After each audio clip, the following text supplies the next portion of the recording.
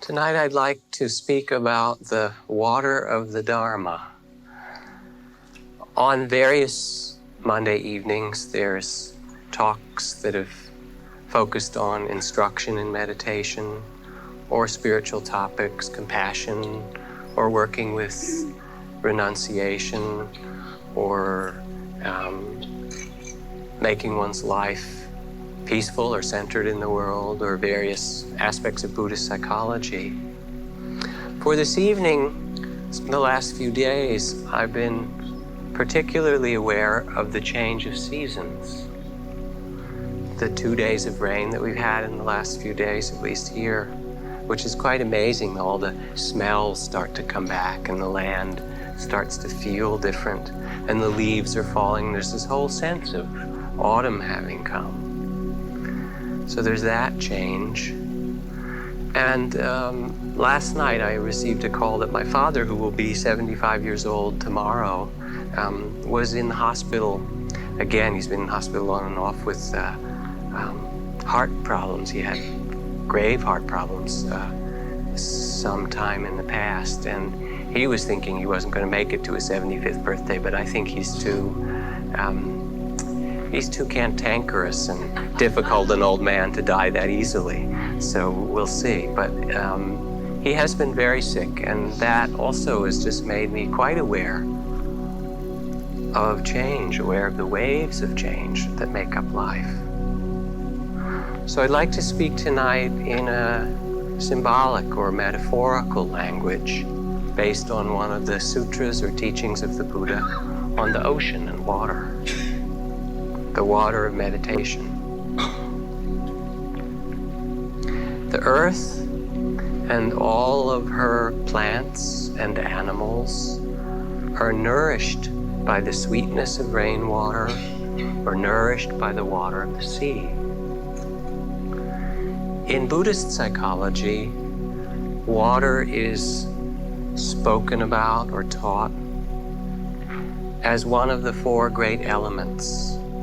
And the 4 great elements, earth, air, fire, and water, are described as great because of their enormous creative power and their enormous destructive power, each of them. Our own body is 80% water. We came out of the sea. We were sea creatures a long time ago, swimming around. And in some ways, we are now a kind of ambulatory bag of seawater with some bones to kind of hold it together. But it's basically salt water. That's what we are. So we carry the ocean with us. One of the direct intentions of meditation is to help us touch or know or live quite directly in the world. So that the 4 elements that are spoken of in Buddhist psychology are not a theoretical model of some metaphysics, but they speak to direct experience. The element of earth is hardness or softness, how you feel things. The element of fire is temperature, hot or cold. The element of air is wind, movement, vibration. And the element of water is cohesion or fluidity. And when you pay careful attention to life, the physical life of our body and senses, these elements become predominant, and they're always changing.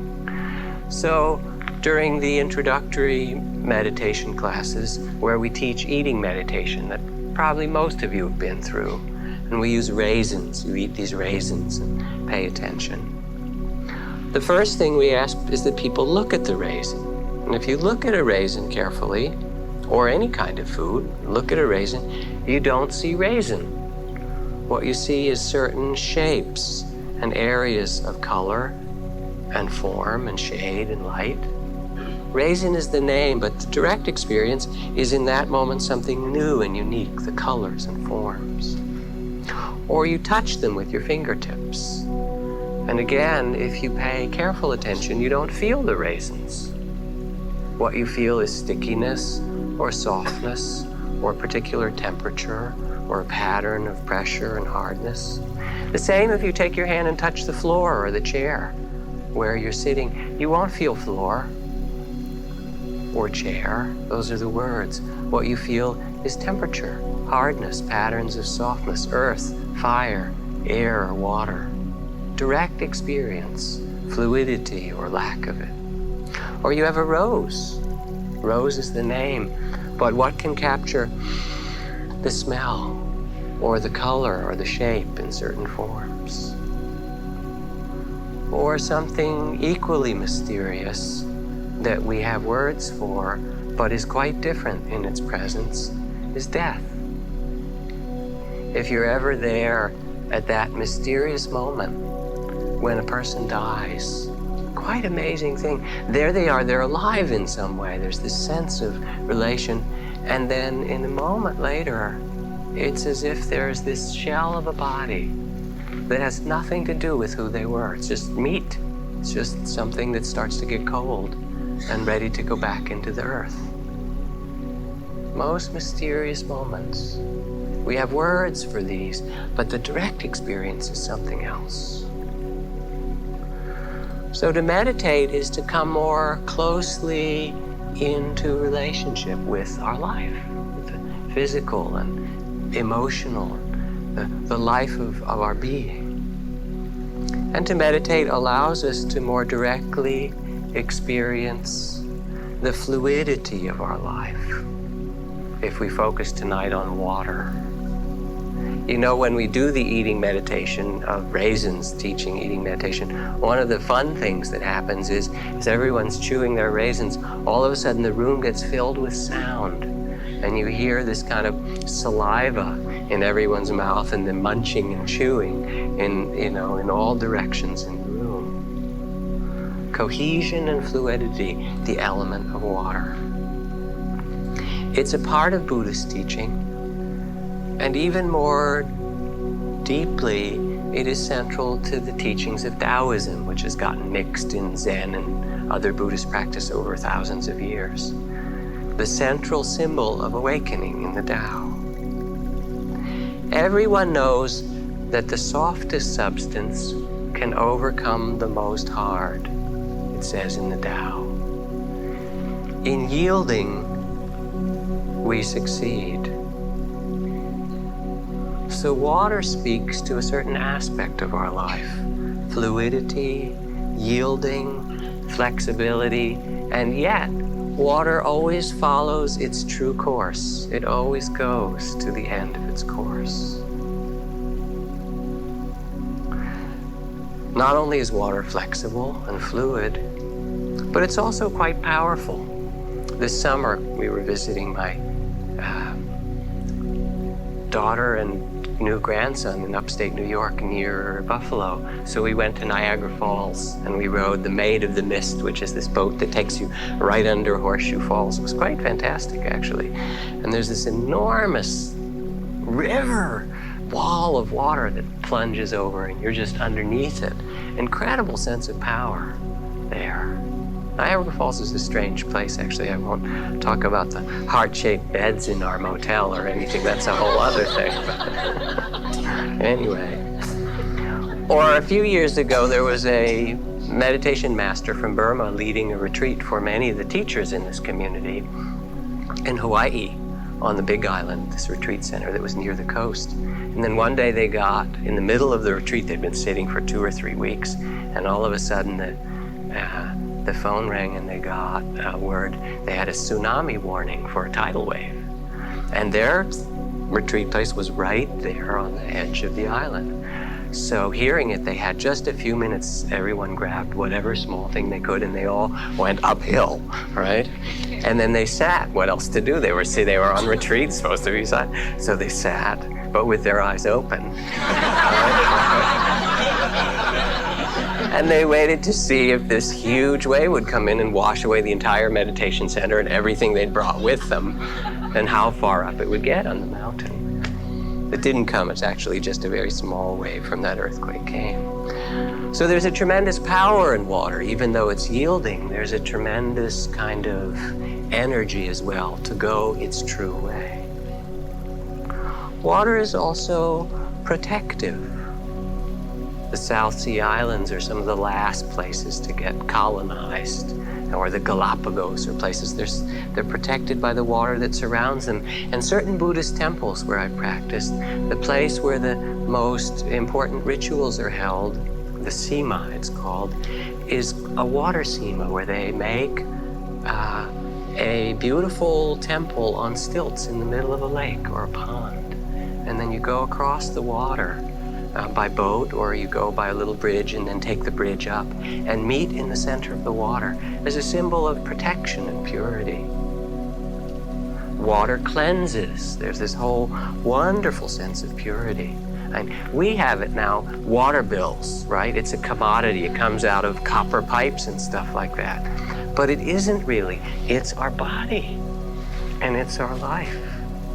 And if you ever have the chance to compare a glass of tap water, even pretty good Marin water, which comes from the lakes in Mount Tamalpais, and water that just comes freshly out of a spring, a clear spring from the ground, it's really different. It's like water is living, like wine, when it comes out of a spring. And we've lost that sense of connection again, like the raisins or whatever. We've lost that sense of the beauty of water. Ice forms, cloud forms, water in streams, water in the oceans. Zen Master Dogen says, speaking of enlightenment, if a person is in a boat on the ocean, it seems circular and nothing else. But the ocean is neither round nor square. It is a palace. It is a jewel. Only for a moment, only to our eyes does it appear round. All things are like this. Infinite universes lie all around us. It is so in the tiniest drop of water. Or he goes on, the whole moon and sky are reflected in a drop of dew in the grass, if you look. So there's beauty in all dimensions in water. Water, like our life, is full of all possibilities. Life, as we know it, came out of water. And another image is the ocean of tears that the Buddha uses. Which do you think is more, my friends, the waters of the great oceans, or the tears that we have shed through loss and sorrow, misunderstanding on the long ways of our lives? More even is the ocean of tears. The Dharma, says the Buddha, that is the teachings, the law, the Tao, the truth, is like the ocean, having 8 wonderful qualities. Both the ocean and the Dharma become gradually deeper. Both preserve their identities under all changes. Both the ocean and the Dharma cast out dead bodies upon the dry land. As the great rivers, when falling into the main, lose their names and are thereupon reckoned as the great ocean, so all the castes and races, renouncing their lineage, enter the order and become the sons and daughters of the awakened one. As the great ocean has only one taste, the taste of salt, so the Dharma has only one flavor, the flavor of liberation, of freedom. Both the ocean and the Dharma afford a dwelling place for great and mighty beings. Both the ocean and the Dharma are full of gems and pearls. And last, the great ocean is the goal of all streams and the rain from clouds, yet it never overflows and never empties. So too is the Dharma, embraced by all, yet it neither increases nor decreases. So just to play with these images and the meaning in terms of meditation for tonight. The ocean and the Dharma become gradually deeper. Our spiritual life, when we look into our hearts, is like looking into inner space or into the depths of the ocean. The further we look and feel and sense, the further we can go. It's like looking at outer space at night. Incredible how far in, and the images and thoughts we contain everything. And although it's true there are moments of sudden awakening or illumination, for many people, the experience of spiritual life is a gradual deepening and a ripening. Even in Zen, they say of Satori, that sudden illumination, that today's Satori is tomorrow's mistake. That is, you may have this illumination, but then there's the next day. So the gradual deepening of meditation, or the heart of the spiritual life, is really a trusting of our heart, a sense of constancy or patience as we sit, trusting that within us things know how to open. Like petals of a flower in moist soil, it opens one petal after another in just the right order. Our thoughts, our memories, the unfinished things in us, the physical sensations, we know how to open inside. From the 𝐷𝐷. Rushing into action, you fail. Trying to grasp things, you lose them. Forcing a project to completion, you ruin what was almost ripe. Therefore, the master takes action by letting things take their course. She remains as calm at the end as in the beginning. She has nothing, and therefore has nothing to lose. So that's the sense of things gradually deepen. And a way, sitting, meditation, is to learn to trust, to rest in this mystery of our being, of our breath coming in and out, our thoughts and fears and love and hope all coming and going. And feel the Tao, the movement. Spring comes and the grass grows by itself. Or again it says in the Tao, don't the leaves fall down just like that? We don't really know our own destiny, what our task is. So like water, our task becomes to listen, to be receptive, to be open. There's a story of the proverbial young man who climbed the Himalayas to find the guru and ask him the question, the great guru, what is the secret of life? And this particular guru in this particular story answered, he said, having good judgment. So this young seeker said, I see. And how does one acquire good judgment? The guru looked up, he said, through experience. He meditated a little bit, I see. And how do you obtain experience? Then the guru smiled, usually through bad judgment.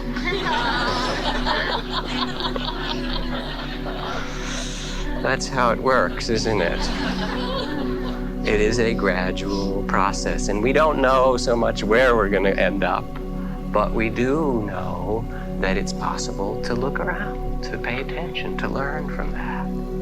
In the Tibetan tradition, one prays to be granted appropriate sufferings and difficulties so that I'll really awaken. Imagine asking for it. And one Tibetan Lama's exercise I know working with Western students had them all write their life history and then had them mark next to the years where they learned the most. And then look at what happened in that year. And usually, as you can imagine, it was the years that were the most difficult. So again, from the Tao, in terms of learning to navigate through all of this, do you have the constancy to wait until your mud settles and the water is clear? Can you remain unmoving and present till the right action arises by itself? So this is the first sense of water, of the deepening, of the trust, of a kind of letting go. To meditate is really to learn that you can float, that you can swim. And the Buddha says both the great oceans and the Dharma preserve their identity under all conditions.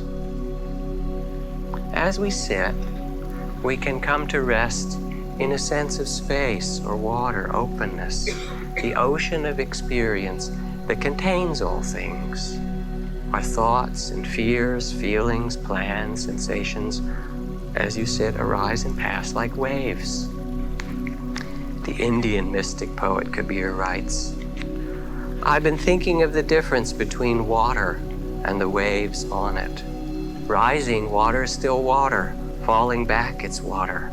Will you tell me a hint, will you give me a hint, how to tell us apart? So in many different mystical texts, it speaks of our life as being waves. For a moment we're in this form, and then back again into the water. And if you look, life has that watery quality. Our childhood arises for a time, and it passes away. Decades come and go like a dream. The 60s or the 70s or the 80s, or now part of the 90s, right? Go on. Like a dream. And as the Buddha, we rest in the midst of it all. Some children were playing beside a river or the ocean. They made castles of sand, and each child defended their castle and said, this one is mine. They kept their castles separate and would not allow a mistake about whose was whose. When the castles were all finished, one child kicked over someone else's castle and destroyed it. The owner of the castle flew in a rage, pulled the other child's hair and struck him. He spoiled my castle and got the others to come along and help punish him and ruin his castle. So they came and they stamped his castle to the ground. Then they went on and played with the others, each saying, this is mine, no one may touch it, keep away, don't touch my castle. But evening came, it was getting dark, and they all thought they ought to be going home. No one now cared what became of their castle. One child stamped on his, another pushed his over with both hands. The waves came and took the rest later. They turned away and went back each to their own home. Again from the Buddha. We know our individuality in this culture pretty strongly, but in meditation, we also seek to discover this other aspect of the truth. As Rumi says, sugar and salt dissolving into milk. That's what I want. Dissolver of sugar, dissolve me. Learning somehow that we have this life, this amazing individual life, for a certain time. And each year passes away back into the ocean, like that. So that in the end, the Tibetan Book of the Dead, for example, as it is read to those who have just died, counsels, remember the clear light, the pure clear light from which everything in the universe comes, to which everything in the universe returns, the original nature of your own mind, the natural state, unmanifest. Both the Dharma and the ocean have this one identity under all conditions. Let go into the clear light, trust it, merge with it. It is your own nature, it is home. The visions you experience exist only within consciousness. The forms they take are determined by your past fears and attachments. These visions have no reality. Just let them pass away. If you become involved, you may be lost for some time. Let them pass like bubbles in the ocean or clouds in an empty sky. No matter how far you wander, the true nature, the clear light, is only a split second, a half a breath away. It is never too late to remember the clear light.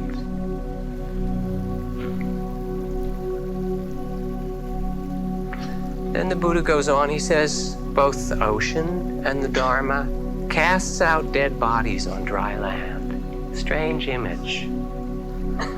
And I take this to mean that the true Dharma, or authentic spiritual practice, is always alive. It's not imitation or outer form or following some empty ritual, although it may use rituals or forms. They are used to bring us in touch with our aliveness. The Dharma is called the Bachubana Dhamma in Pali or Sanskrit, which means the Dharma of this moment, immediate, alive, here and now. There's a kind of passion or living quality to spiritual life when our whole body and heart and mind come together. As Rumi says, the Persian mystic poet, when you do things from your soul, you feel a river moving in you, a great joy. So the Buddha said that when we pay attention, our life is a river, a stream, thoughts and feelings and possibilities and physical sensations. The ocean casts out that which is dead. Meditation is being alive. It's sometimes as simple as just doing walking meditation, and instead of walking and being half asleep like a zombie and thinking about 20 other things and forgetting the fact of the blue sky or the fog or the trees or the crunch of the leaves beneath your feet, it's to walk and take our steps and be present, actually alive in that moment. Or eating the raisins in that raisin exercise. At the end, people say, wow, those were amazing raisins. What did you do to them? Of course, you know what we did. Nothing. But some other remarkable event happened. You were there. That makes them extraordinary raisins. So there's an aliveness. It's like going out, we don't do it very often anymore, and just looking at the stars at night, those 2,000 or 3,000 or 4,000 stars that we can see. Or looking for a moment in the eyes of someone that we love. Not trying to get anything or work anything out or process something or do your schedule or any kind of arrangement. Just looking for a minute. Amazing, life is right there. Or the aliveness that comes in the change of seasons. Like Zen Master 𝐉𝐚𝐤𝐿, wonderful poet. He writes, the autumn has just begun. As we walk to Matsuno, a solitary goose flies overhead. The chrysanthemums are in full bloom. The children and I have come to this pine forest. We have only walked a short distance. Its odors fill us, and the world is hundreds of miles away. We're so present under these pine trees, the smell, that the world is hundreds of miles away. He writes again, during a lull in the autumn rains, I walk again with the children along the mountain path. The bottom of my robe becomes soaked with dew. Just that simple attention. The water touching his robes, his cloth. So if it is the Dharma, if it's spiritual life, it's that which keeps us moving, feels alive, brings a passion, a life in each moment. As the great rivers lose their names, all castes, all classes of people lose that identity and become sons and daughters of the awakened one. In its time, this was a radical political act. The Buddha said in a culture that was hierarchical and had castes and priests, undercaste, upper caste, lower, middle, he said a true Brahman, a true priest, a true noble being does not arise by birth or by skin color, by family, nor by ritual, but by the nobility of heart alone and action. That is what makes a true priest, a true noble being. So the invitation of meditation or spiritual life is to the sons and daughters of good families, is what the Buddha said, to enter a life that is wise and joyful and full of compassion to everyone equally. This is our birthright, our true heritage, no matter what condition we're born into, our original nature. In that sense, there's a kind of letting go or emptying, a release of our background, being conservative or liberal, our name, our class, working class or upper class, our ideas of ourselves, our nationality, and an opening of our heart to the common heart of humanity, our Buddha nature. Zhuangzi writes, he says, if a man is crossing a river and an empty boat collides with his own skiff, he will not become very angry. But if there is a man in the boat, someone in the boat, he will shout. And if the shout is not heard, he will shout again and yet again. And all because there is somebody in the boat. Yet if there were no one in the boat, he would not be shouting and not be angry. If you can empty your own boat crossing the river of the world, no one will oppose you and no one will seek to harm you. So this is returning back to our true nature, our common nature. And it goes even deeper than our common humanity, beyond race and class and all of that. Is our interconnection with all beings. We interbreathe with the trees and the rainforest. We drink of the clouds that come out of the sunlight on ocean, become the streams again, and the springs and rivers, lakes of our land. We can't separate our life from that. That is part of who we are.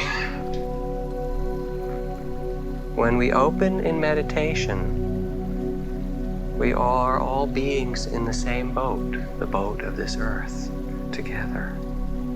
And we're all beings who want happiness, every being, and want to avoid pain. Yesterday here with a Tibetan Lama friend, 𝐜𝐭𝐿, a Western Lama, we did a day of meditation on compassion, including this Tibetan practice of breathing in the sorrows of the world, taking them into your heart, and breathing out goodness and breathing out your love in exchange. It was a very poignant and also quite difficult meditation to do, to really do it genuinely. And at one point, one woman spoke up. She said, several years ago, I was very ill. And in my illness, I had great pain, great physical pain. And at that time, it got so bad that I thought I would never wish this pain on anyone else, on any living being. I wouldn't even wish this on Hitler, she said. I just wouldn't wish pain on another being like this. And this is part of that water of the commonality of our life. We, or our life, is connected with all life. The water of plants and animals and the future generations of children and being on this earth depends on our breath and our actions. And we all share this common seeking for that which is happy. And by happy, I mean that in the deepest sense of well-being. And avoiding that which is painful, difficult. Just as the great ocean has but one taste, the taste of salt, so the teachings of the Dharma have but one taste, the taste of liberation. The Buddha went on, the purpose of spiritual life is not good deeds or merit or sublime states of concentration or bliss or joy or any of that, nor the absence of those things, but the sure heart's release, the freedom and awakening of the heart. This and this alone is the true purpose of spiritual life, to find a freedom in our being, not to learn a philosophy or a new credo, or collect something or hold on to something, but to discover the possibility of taking the one seat in the midst of the world, in the center of our life, and to learn to let go, to see the causes of sorrow, and to release worry, the body of fear, the small-mindedness that has come from the conditioning of our life, and to open to something much greater, that freedom that's there for every human being. To step outside that limited or small sense of self. Again, as the Tibetan Book of the Dead said, remember the clear light, the pure clear light, the original nature of your own mind. So the taste of spiritual life is to find a sense of freedom in the face of pain and beauty and love and loss and all the things that make up life, to be unafraid and to have the heart of compassion open in the midst of them. It is like that freedom that allowed Rodney King's mother to go and embrace the men who were on trial for beating him and say that they asked her forgiveness and she said, "I've already forgiven you." Amazing freedom. Or that saying from Viktor Frankl, "We who lived through the concentration camps can remember those who walked through the huts, comforting others and giving away their last piece of bread. They may have been few in number, but they attest to the great possibility of human life, that everything can be taken from us but one freedom, the freedom to choose our spirit in the midst of any circumstance."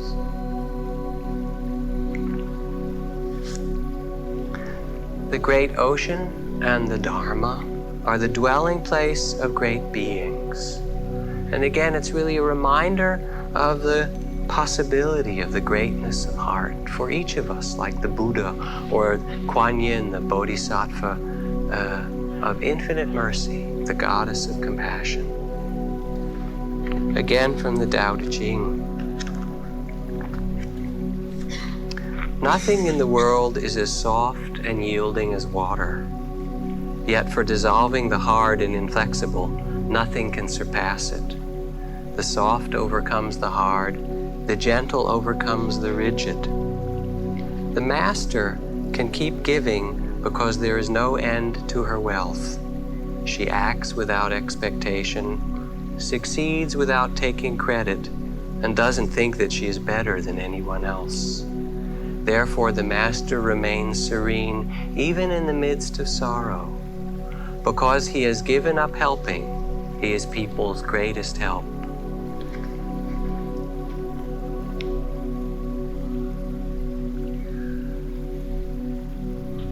There is a kind of wisdom that it rests in each of us, and sometimes it only arises in the last moment, in the places of the greatest difficulty in our life. The wisdom of our true nature. So the Tao says the master has but doesn't possess. He acts but doesn't expect. Ryokan, again, the Zen poet, wrote, "Oh, that my priest's robes were wide enough to gather up all the suffering people in this floating world. If I could take them all into my robes." That's that greatness of compassion. Or Karmapa, wonderful Tibetan Lama. I remember the first time I met him was in this country, actually, not in Asia. They said this great Tibetan Lama, like the Dalai Lama, head of one of the schools of Tibetan Buddhism, is coming to Boston. Would you like to meet him? And I thought, well, I'm busy. I was working that day, but I could. They said he's coming to the airport. There'll be this reception party. It was like 1974 or 5 or something. I don't remember when it was. And I said, I'll go. I'm curious. I've just, come back from years in Asian monasteries, and I'm certainly interested in different teachers. So I went out of some curiosity. There were all these people waiting with flowers and kind of reception. And then Karmapa got off with a number of young monks with him, and I thought, why didn't he bring the senior members of his community? Because it was his first trip to America. Later on, I learned that they were the senior members. They happened to just have recently reincarnated, but it was actually his teacher, Jamgon Rinpoche, who is now 12, that he was teaching. It was the whole company, they have a very different system, but they were the senior teachers. Anyway, so I went and I saw him, and he was kind of round, or fat is another way to put it, and pleasant and kind of happy. And I looked at him, and I'd seen lots of monks, having been in monasteries all around Asia for a long time. And I said to myself, well, he seems very sweet, another sweet fat monk.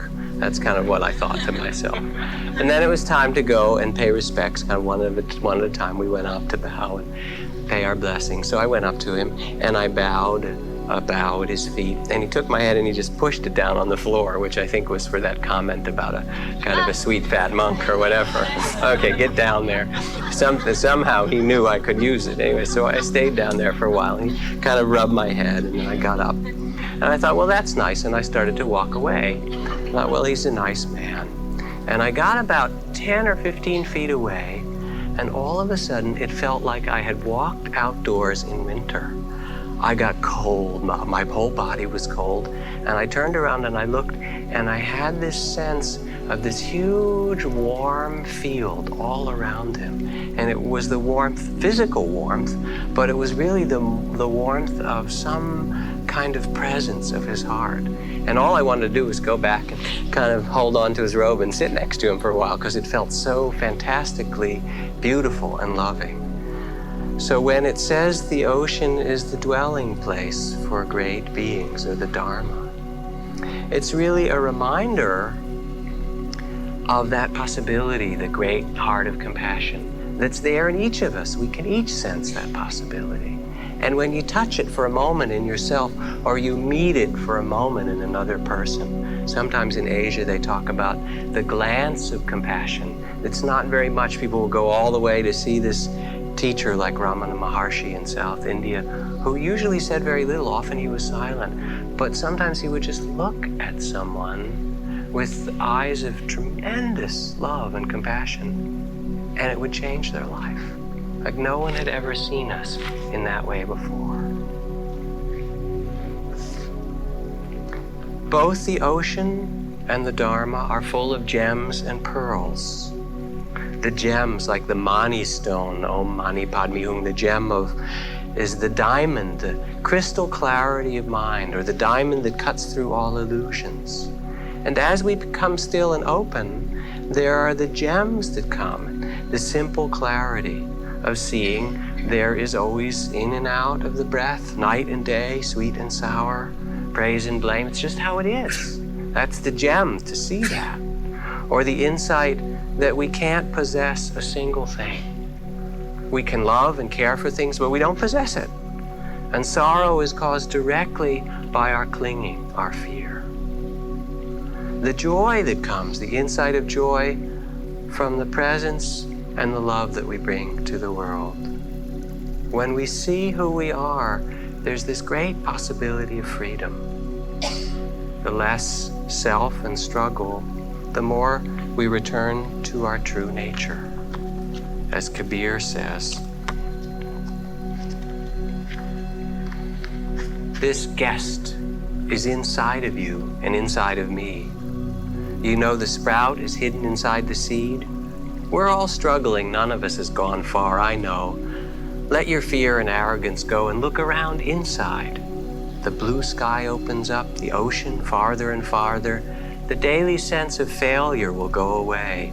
The damage you have done to yourself fades. 1,000,000 suns come out with their lights. You hear the bells ringing, no one is shaken. Inside, the rain pours down, even though the sky is clear of clouds. There are rivers of light. How lucky Kabir is. Surrounded by all this joy, he sings inside his own little boat. His poems amount to one soul meeting another.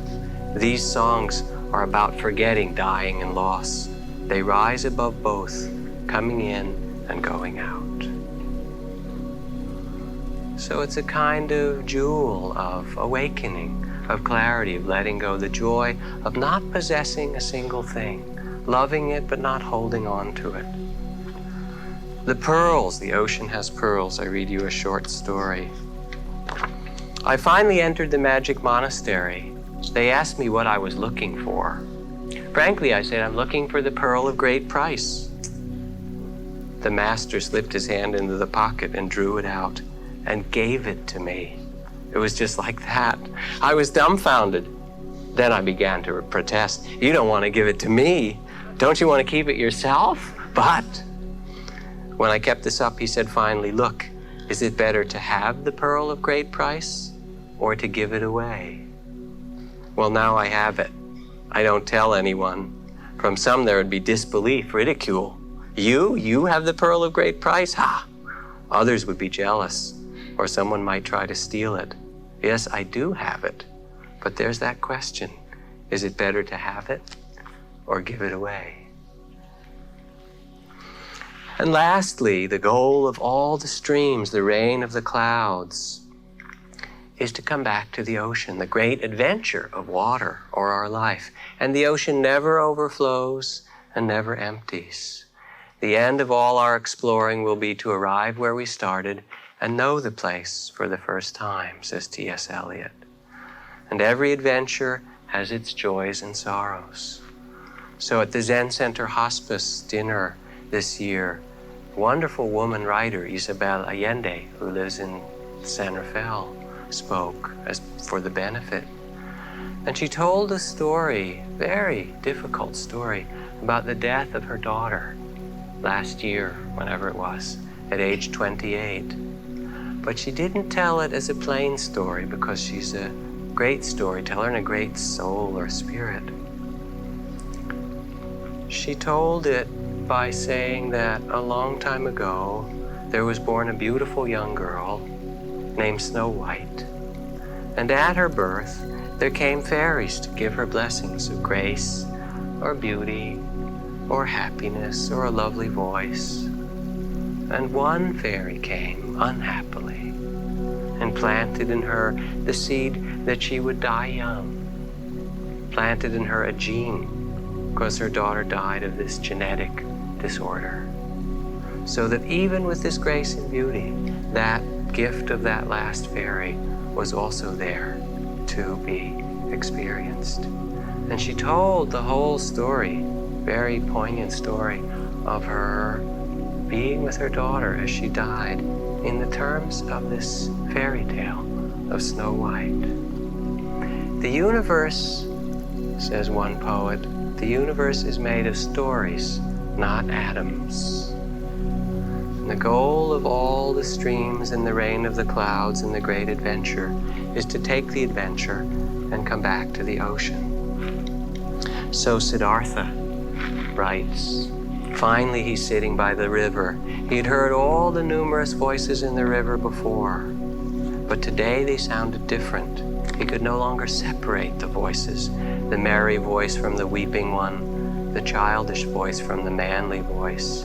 All the voices in the river belong to each other, the lament of those who yearn, the laughter of the wise, the cry of indignation. They were all interwoven, entwined in 1,000 ways, and all the voices, the goals, the yearnings, the sorrows, the pleasures, the good and evil, all of them was the music of the world. When Siddhartha listened to this river, to this song of 1,000 voices, and didn't listen to only one voice or bind himself to it, but heard the whole, then the entire chorus of voices consisted of a great song, 1,000 voices of harmony. And from that hour, Siddhartha ceased to fight against his destiny.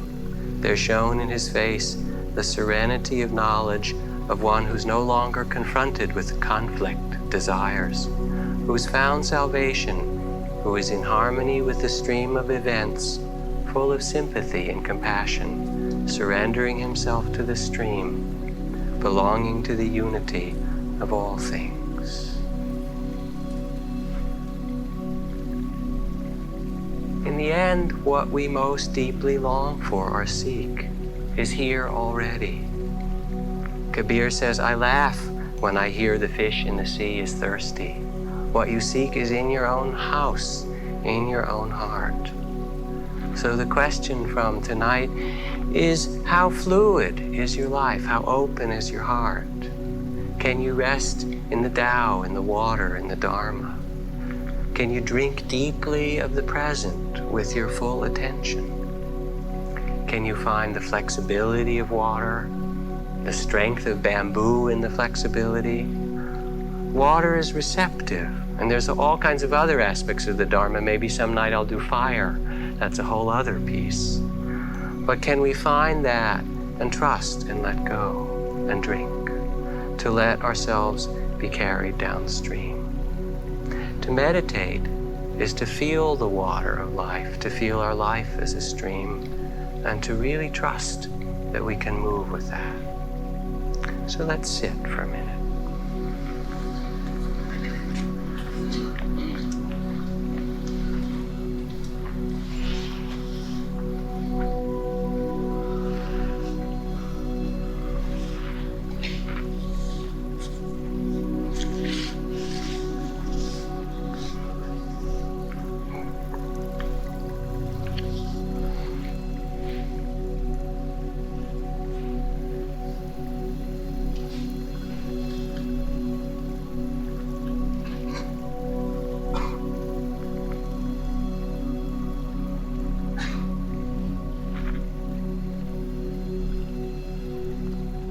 Feel your own life breath as you sit.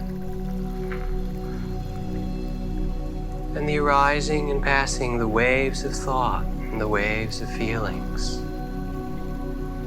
The temperature of warmth in the room, coolness of the air. It touches the warmth.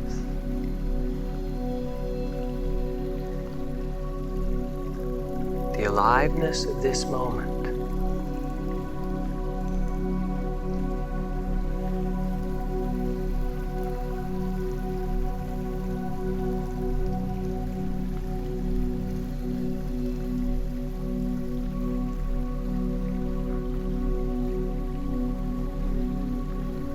And let yourself reflect on your life and bring to mind any place or situation which would be served by your being more fluid, more flexible, more yielding and allowing, more trusting. Sense how that could serve you in the situations of your life.